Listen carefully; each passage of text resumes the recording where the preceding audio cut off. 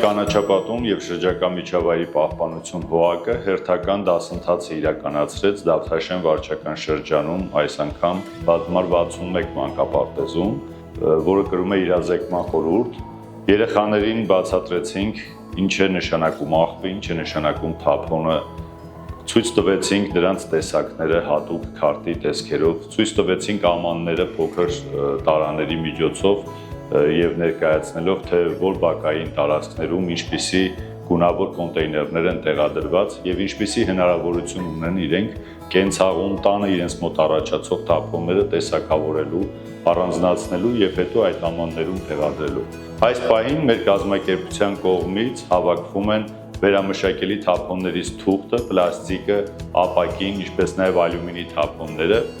սակայն Իլ-դե-Ֆրանս տարածաշրջանային կազմակերպության եւ Երևանի քաղաքապետարանի համագործակցության շրջանակում Դավթաշեն վարչական շրջանի առաջին թաղամասում տեղադրվել են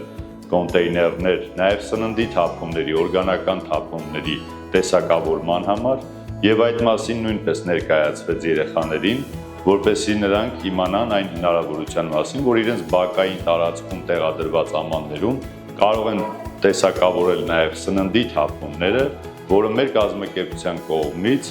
կտարվի ջերմոցատնկարանային տնտեսություն, հետագայում կոմպոստ ստանալու եւ այդ բակային տարածքներում հողը պարարտացնելու համար։